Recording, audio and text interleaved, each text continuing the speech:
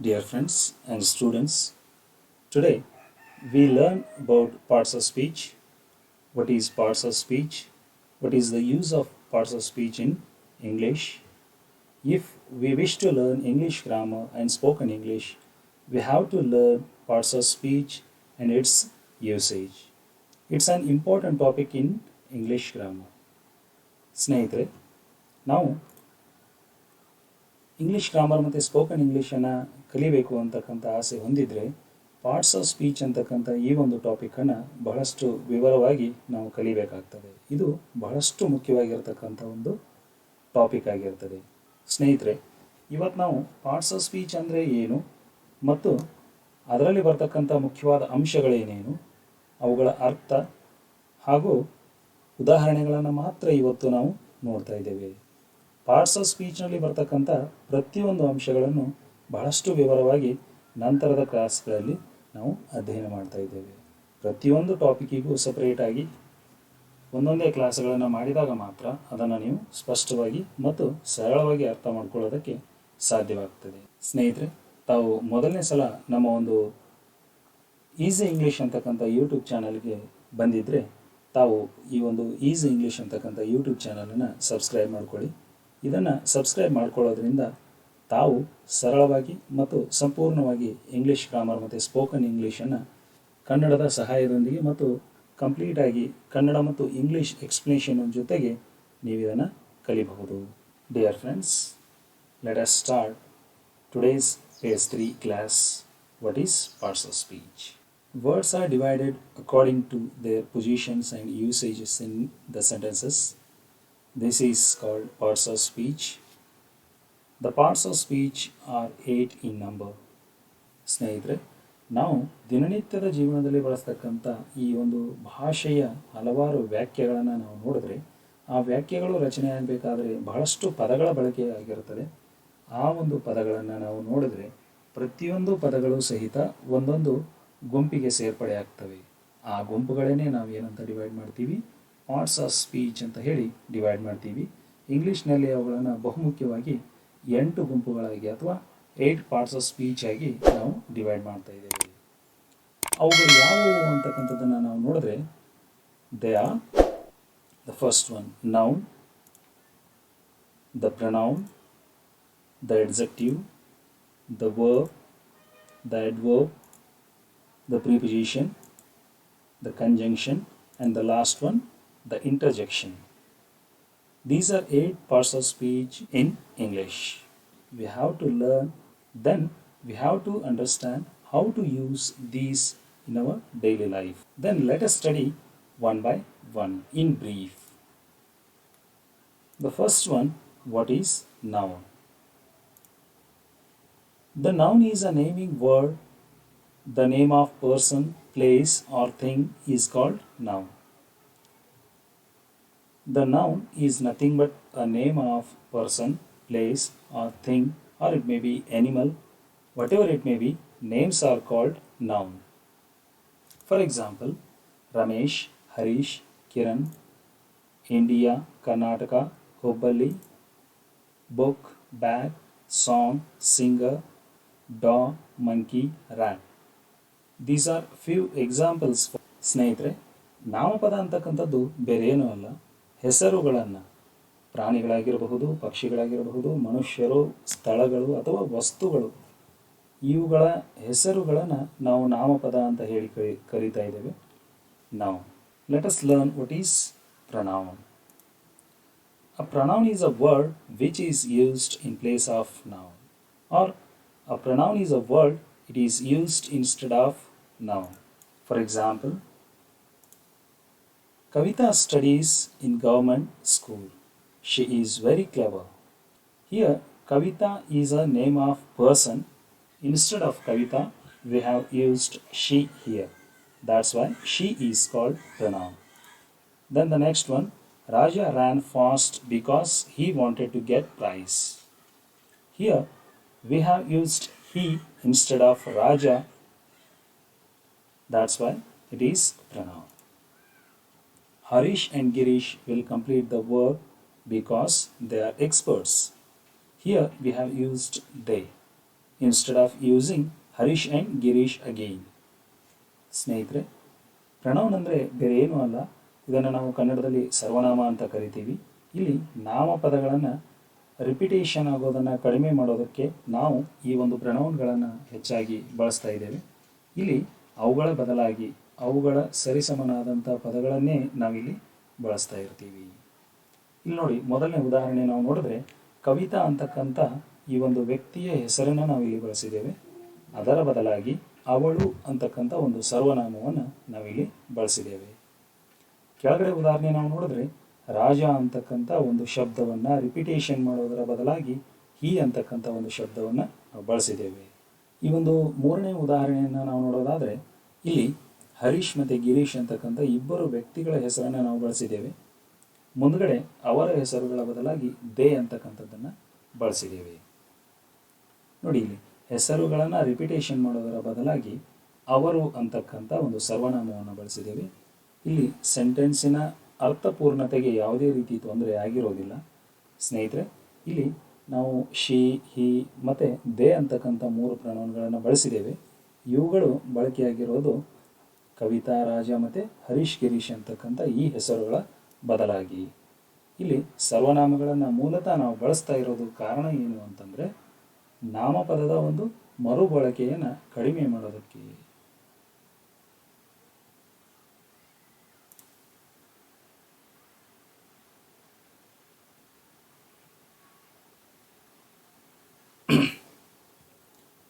Then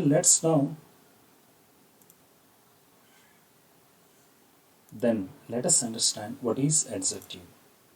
An adjective is a word that qualifies or describes a noun. It is something added to noun. ಸ್ನೇಹಿತರೆ, adjective ಅಂದರೆ ಬೇರೆ ಏನೂ ಅಲ್ಲ, ನಾಮಪದಗಳಿಗೆ ವಿಶೇಷವಾದಂಥ ಅರ್ಥವನ್ನು ಕೊಟ್ಟು ನಾಮಪದವನ್ನು ಹೊಗಳಿ ಹೇಳ್ತಕ್ಕಂಥ ಶಬ್ದಗಳನ್ನು ನಾವು adjective ಅಥವಾ ನಾಮ ವಿಶೇಷಣ ಅಂತ ಹೇಳಿ ಕರೀತಾ ಇದ್ದೇವೆ. ಇದು ನಾವು ಬಳಸ್ತಾ ಇರತಕ್ಕಂಥ ನಾಮಪದಗಳಿಗೆ ಹೆಚ್ಚಿನ ಒಂದು ಅರ್ಥವನ್ನು ಕೊಡುತ್ತದೆ. ಉದಾಹರಣೆಗೆ ನಾವು ನೋಡಿದ್ರೆ, for example, he is a good boy. Here we have used good adjective. The boy, noun. The good qualifies the noun boy. What kind of boy he is? He is a good boy. Then she is a beautiful girl. What kind of girl she is? She is a beautiful girl. ಇಲ್ಲಿ ನೋಡಿ, 2 ಉದಾಹರಣೆಗಳನ್ನು ನಾವು ನೋಡೋದಾದರೆ boy and girl ಅಂತಕ್ಕಂಥ 2 ನಾಮಪದಗಳಿದ್ದಾವೆ. ಇಲ್ಲಿ good ಮತ್ತು beautiful ಅಂತಕ್ಕಂಥ ಅಡ್ಜೆಕ್ಟಿವ್ಗಳನ್ನು ಬಳಸ್ಕೊಂಡು ಆ ಒಂದು ನಾಮಪದಗಳಿಗೆ ಹೆಚ್ಚಿನ ಒಂದು ವಿಶೇಷವಾದಂಥ ಅರ್ಥವನ್ನು ಕೊಡ್ತಾ ಇದ್ದೇವೆ. Give me white chalk. He has given me a red box. ಸ್ನೇಹಿತರೆ, ಈ 2 ಉದಾಹರಣೆಗಳನ್ನು ನಾವು ಗಮನಿಸಿದರೆ ವೈಟ್ ಆ್ಯಂಡ್ ರೆಡ್ ಅಂತಕ್ಕಂಥ 2 ಬಣ್ಣಗಳ ಹೆಸರನ್ನು ನಾವು ಬಳಸಿದ್ದೇವೆ. ಈ ರೀತಿ ಯಾವುದೇ ಬಣ್ಣಗಳ ಹೆಸರನ್ನು ನಾವು ಬಳಸಿದರೆ ಅಥವಾ ನಾವು ಹೆಚ್ಚಾಗಿ ಬಣ್ಣಗಳ ಹೆಸರುಗಳನ್ನು ಅಡ್ಜೆಕ್ಟಿವ್ ಆಗಿ ಸೆಂಟೆನ್ಸ್ಗಳಲ್ಲಿ ಬಳಸ್ತಾ ಇರ್ತೀವಿ. ಇಲ್ಲಿ ಈ ಒಂದು ವೈಟ್ ಮತ್ತು ರೆಡ್ ಅಂತಕ್ಕಂಥದ್ದು ಚಾಕ್ ಮತ್ತು ಬಾಕ್ಸ್ ಅಂತಕ್ಕಂಥ 2 ನಾಮಪದಗಳನ್ನು ಹೊಗಳಿ ಹೇಳ್ತಕ್ಕಂಥ ಕೆಲಸವನ್ನು ಮಾಡ್ತಾ ಇರ್ತದೆ. Note that the words good, beautiful, white and red are used to qualify or modify or add something to the nouns boy, girl, chalk, box. Then let us know about verb. The verb is a word that denotes an action or an existence. ನೋಡಿ, ಕ್ರಿಯಾಪದ ಅಂದರೆ ಬೇರೇನೂ ಅಲ್ಲ. ಈ ಒಂದು ಕ್ರಿಯಾಪದಗಳು ಒಂದು ಕ್ರಿಯೆಯನ್ನು ತೋರಿಸಬೇಕು ಅಥವಾ ಅಸ್ತಿತ್ವವನ್ನು ತೋರಿಸಬೇಕು. ಈ ಕ್ರಿಯೆ ಅಥವಾ ಅಸ್ತಿತ್ವವನ್ನು ತೋರಿಸ್ತಕ್ಕಂಥ ಶಬ್ದಗಳನ್ನು ನಾವು ಕ್ರಿಯಾಪದ ಅಂತ ಹೇಳಿ ಕರಿತೀವಿ. For example, he eats on apple. Here the word eats shows on action. He is a teacher. Here the word is shows the existence of that person as a teacher. ನೋಡಿ, ಇಲ್ಲಿ ಸ್ನೇಹಿತರೆ 4 ಉದಾಹರಣೆಗಳಿದ್ದಾವೆ. 4 ಉದಾಹರಣೆಗಳನ್ನು ನಾವು ಗಮನಿಸಿದರೆ ಇಲ್ಲಿ ಈಟ್ಸ್ ಅಂತಕ್ಕಂಥ ಒಂದು ಶಬ್ದ, ನಂತರ ಡ್ರಿಂಕ್ ಅಂತಕ್ಕಂಥ ಶಬ್ದ ಕ್ರಿಯೆಗಳನ್ನು ತೋರಿಸ್ತಕ್ಕಂಥ ಕ್ರಿಯಾಪದಗಳಾಗಿರ್ತವೆ. ಈಸ್ ಮತ್ತು ಆರ್ ಅಂತಕ್ಕಂಥದ್ದು ಆ ಒಂದು ವ್ಯಕ್ತಿಯ ಅಲ್ಲಿ ಸೆಂಟೆನ್ಸ್ನಲ್ಲಿ ಅಸ್ತಿತ್ವವನ್ನು ತೋರಿಸ್ತಕ್ಕಂಥ ಇದ್ದಾನೆ, ಇದ್ದಾರೆ ಅಂತಕ್ಕಂಥ ಅರ್ಥವನ್ನು ಕೊಡ್ತಕ್ಕಂಥ ಕೆಲಸವನ್ನು ಮಾಡ್ತಾ ಇದ್ದೇವೆ. Then let's know about adverb. An adverb is a word that modifies a verb, an adjective or another adverb. ಸ್ನೇಹಿತರೆ, ಅಡ್ವರ್ಬ್ ಅಂದರೆ ಕ್ರಿಯಾ ವಿಶೇಷಣ ಅಂತ ಹೇಳಿ ನಾವು ಕರಿತೀವಿ. ಇಲ್ಲಿ ನಾಮ ವಿಶೇಷಣ ಹೇಗೆ ನಾಮಪದಗಳನ್ನು ಹೊಗಳಿ ಹೇಳ್ತದೆ, ಅದೇ ರೀತಿ ಕ್ರಿಯಾ ವಿಶೇಷಣ ಕ್ರಿಯೆಗಳನ್ನು ಅಥವಾ ಇತರ ನಾಮ ವಿಶೇಷಣಗಳನ್ನು ಅಥವಾ ಇನ್ನೊಂದು ಕ್ರಿಯಾ ವಿಶೇಷಣವನ್ನು ಹೊಗಳಿ ಹೇಳ್ತಕ್ಕಂಥ ಕೆಲಸವನ್ನು ಮಾಡ್ತದೆ. For example, he ran fast modifies the verb ran. He drank very hot coffee modifies the adjective hot. He worked quite hard modifies the adverb hard. ಸ್ನೇಹಿತರೆ, ಈ ಮೂರು ಉದಾಹರಣೆಗಳನ್ನು ನಾವು ನೋಡಿದ್ರೆ ಇಲ್ಲಿ ಮೊದಲನೇ ಉದಾಹರಣೆಯಲ್ಲಿ ಒಂದು ಕ್ರಿಯಾ ವಿಶೇಷಣ ಇನ್ನೊಂದು ಕ್ರಿಯಾಪದವನ್ನು ಹೊಗಳಿ ಹೇಳ್ತಾ ಇದೆ. ರ್ಯಾನ್ ಅಂತಕ್ಕಂಥ ಒಂದು ಕ್ರಿಯಾಪದವನ್ನು ಮಾಡಿಫೈ ಮಾಡಿ ಹೇಳ್ತಾ ಇದೆ. ಇನ್ನು ಎರಡನೇ ಉದಾಹರಣೆಯನ್ನು ನಾವು ನೋಡಿದರೆ ಇಲ್ಲಿ ಹಾಟ್ ಅಂತಕ್ಕಂಥ ಒಂದು ಅಡ್ಜೆಕ್ಟಿವನ್ನು ವೆರಿ ಅಂತಕ್ಕಂಥ ಅಡ್ವರ್ಬ್ ಮಾಡಿಫೈ ಮಾಡಿ ಡಿಸ್ಕ್ರೈಬ್ ಮಾಡಿ ಹೇಳ್ತಾ ಇದೆ. ಮೂರನೇ ಉದಾಹರಣೆಯನ್ನು ನಾವು ನೋಡಿದ್ರೆ he worked quite hard modifies the adverb hard. Hard ಅಂತಕ್ಕಂಥ ಒಂದು ಕ್ರಿಯಾ ವಿಶೇಷಣವನ್ನು ಕ್ವೈಟ್ ಅಂತಕ್ಕಂಥ ಇನ್ನೊಂದು ಕ್ರಿಯಾ ವಿಶೇಷಣ ಮಾಡಿಫೈ ಮಾಡಿ ಡಿಸ್ಕ್ರೈಬ್ ಮಾಡಿ ಹೇಳ್ತಾ ಇದೆ. ನೋಡಿ, ಇಲ್ಲಿ ಕ್ರಿಯಾ ವಿಶೇಷಣವನ್ನು ನಾವು ಸೂಕ್ಷ್ಮವಾಗಿ ಗಮನಿಸಿದರೆ ಈ ಕ್ರಿಯಾ ವಿಶೇಷಣಗಳು ಕ್ರಿಯಾಪದವನ್ನು ಹೊಗಳಿ ಹೇಳ್ತವೆ, ನಾಮ ವಿಶೇಷಣವನ್ನು ಹೊಗಳಿ ಹೇಳ್ತವೆ, ಜೊತೆಗೆ ಇನ್ನೊಂದು ಕ್ರಿಯಾ ವಿಶೇಷಣವನ್ನು ಸಹಿತ ಹೊಗಳಿ ಹೇಳ್ತವೆ. ಇದು ಬಹಳ ಮುಖ್ಯವಾಗಿರ್ತಕ್ಕಂಥ ಅಂಶ. Then let us know about preposition. The preposition is a word used with a noun or pronoun to show the relation with something else.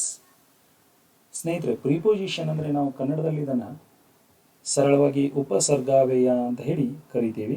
ಇಲ್ಲಿ ಇದರ ಕೆಲಸ ಏನಪ್ಪ ಅಂದರೆ ನಾಮಪದ ಅಥವಾ ಸರ್ವನಾಮದ ಜೊತೆಗೆ ನಾವು ಈ ಒಂದು ಅಂಶವನ್ನು ಪ್ರಿಪೋಸಿಷನ್ ಅಂತಕ್ಕಂಥ ಶಬ್ದಗಳನ್ನು ಬಳಸ್ತೀವಿ.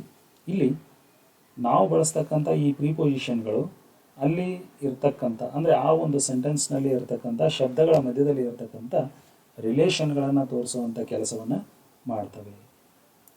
For example, the cow is in the garden. Shankar goes to school. He lives in Vijaypur. I teach English in the class. ಸ್ನೇಹಿತರೆ, ಈ ನಾಲ್ಕು ಉದಾಹರಣೆಗಳನ್ನು ನಾವು ನೋಡಿದ್ರೆ ಇನ್, ಟು, ಇನ್ ಅಂತಕ್ಕಂಥ ನಾಲ್ಕು ಪ್ರಿಪೋಸಿಷನ್ಗಳನ್ನು ನಾವು ಬಳಸಿದ್ದೇವೆ. ಒಂದೊಂದು ಪ್ರಿಪೋಸಿಷನು ಸಹಿತ ತನ್ನದೇ ಆದಂಥ ಕೆಲಸವನ್ನು ಇಲ್ಲಿ ಮಾಡ್ತಾ ಇದೆ.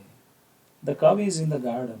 ಇಲ್ಲಿ ಇನ್ ಅಂತಕ್ಕಂಥ ಈ ಒಂದು ಪ್ರಿಪೋಸಿಷನ್ ಇತರ ಶಬ್ದಗಳು ಈ ಭಾಗ ಸೆಂಟೆನ್ಸಿನ ಎರಡೂ ಭಾಗದಲ್ಲಿ ಇರತಕ್ಕಂಥ ಶಬ್ದಗಳ ಒಂದು ಸಂಬಂಧವನ್ನು ತೋರಿಸ್ತಾ ಇದೆ.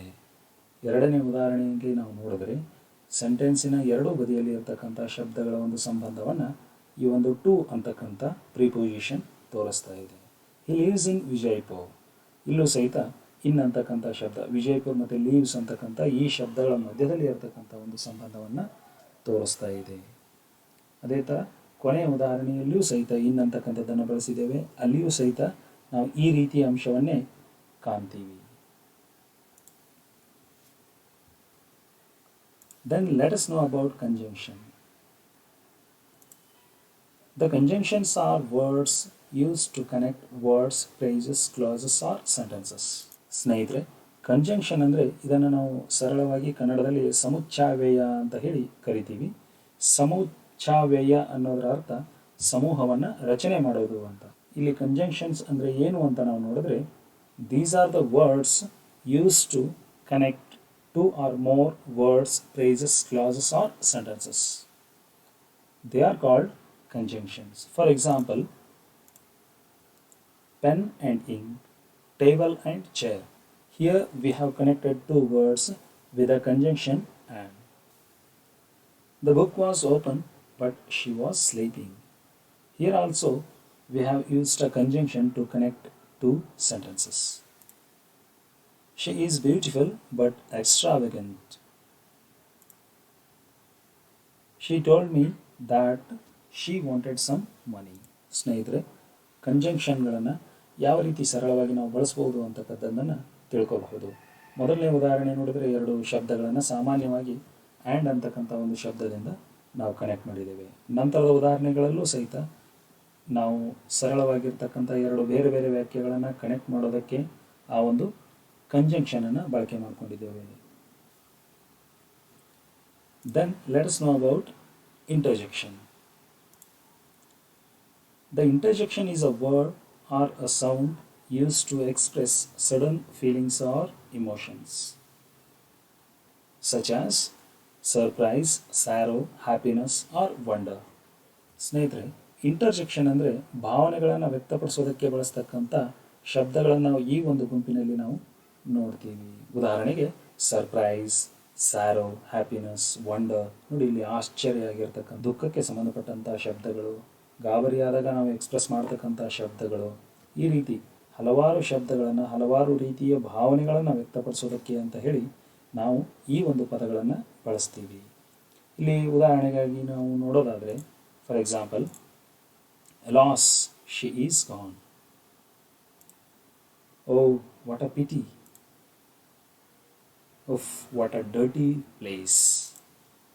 Hurrah, we have own. ಸ್ನೇಹಿತರೆ, ಈ 4 ಉದಾಹರಣೆಗಳನ್ನು ನಾವು ನೋಡಿದ್ರೆ ನಾವು ಸಹಜವಾಗಿ ಇದನ್ನು ಯಾವ ರೀತಿ ಬಳಸಬಹುದು ಅಂತಕ್ಕಂಥದ್ದನ್ನು ತಿಳ್ಕೊಬಹುದು. ಅಲಾಸ್ ಅಂತಕ್ಕಂಥ ಈ ಒಂದು ಶಬ್ದದ ಜೊತೆಗೆ ಉದ್ಗರಣ ಚಿಹ್ನೆಯನ್ನು ಬಳಸಿದ್ದೇವೆ. ಅಲ್ಲಿ ಉದ್ಗರಣ ಚಿಹ್ನೆಯ ಜೊತೆಗೆ ಬರೆದಿರ್ತಕ್ಕಂಥ ಈ ಶಬ್ದಗಳನ್ನು ನಾವು ಆ ಒಂದು ಶಬ್ದವನ್ನು ನಾವು ಇಂಟರ್ಜೆಕ್ಷನ್ ವರ್ಡ್ ಆಗಿ ಡಿವೈಡ್ ಮಾಡ್ತೀವಿ. ಸ್ನೇಹಿತರೆ, ನಾವು ಈವರೆಗೂ ಏನು ಪಾರ್ಟ್ಸ್ ಆಫ್ ಸ್ಪೀಚನ್ನು ನೋಡಿದ್ದೇವೆ, ಇವುಗಳನ್ನು ನಾವು ದಿನನಿತ್ಯದ ಜೀವನದಲ್ಲಿ ಬಹಳಷ್ಟು ಸಲ ಬಳಕೆ ಮಾಡ್ತೀವಿ. ಆದರೆ ಅವುಗಳನ್ನು ಸರಿಯಾದ ರೀತಿಯಲ್ಲಿ ಅರ್ಥ ಮಾಡಿಕೊಂಡು ಬಳಸೋದು ಸೂಕ್ತ ಅಂತಕ್ಕಂಥದ್ದು ನಮ್ಮ ಒಂದು ವಿಚಾರ. ಹಾಗೆ ಈಗ ನಾವು ಇಷ್ಟೊತ್ತಿನವರೆಗೂ ಈ ಪಾರ್ಟ್ಸ್ ಆಫ್ ಸ್ಪೀಚ್ ಅಂದರೆ ಏನು ಅಂತಕ್ಕಂಥ ಅಂಶವನ್ನು ಮಾತ್ರ ನಾವಿಲ್ಲಿ ಓದಿದ್ದೇವೆ, ಕಲ್ತಿದ್ದೇವೆ.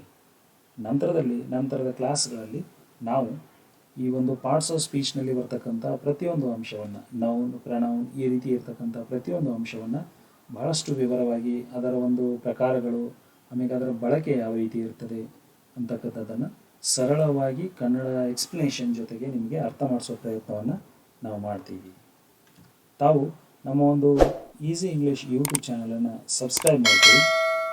ಸಬ್ಸ್ಕ್ರೈಬ್ ಮಾಡಿಕೊಂಡ್ರೆ ನಾವು ಪ್ರತಿ ಸಲ ಅಪ್ಲೋಡ್ ಮಾಡ್ತಕ್ಕಂಥ ವಿಡಿಯೋಗಳ ನೋಟಿಫಿಕೇಷನ್ ನಿಮಗೆ ಬರ್ತದೆ. ನೀವು ಆ ಒಂದು ವಿಡಿಯೋಗಳನ್ನು ನೋಡೋದ್ರ ಮೂಲಕ ಇಂಗ್ಲೀಷ್ ಗ್ರಾಮರನ್ನು ಮತ್ತು ಸ್ಪೋಕನ್ ಇಂಗ್ಲೀಷನ್ನು ನಮ್ಮದೇ ಆದಂಥ ಕನ್ನಡ ಭಾಷೆಯ ಜೊತೆಗೆ ಅರ್ಥ ಮಾಡಿಕೊಂಡು ಪೂರ್ಣ ಪ್ರಮಾಣದಲ್ಲಿ ಕಲಿಯಬಹುದು. ಧನ್ಯವಾದಗಳು ಸ್ನೇಹಿತರೆ. Have a happy time.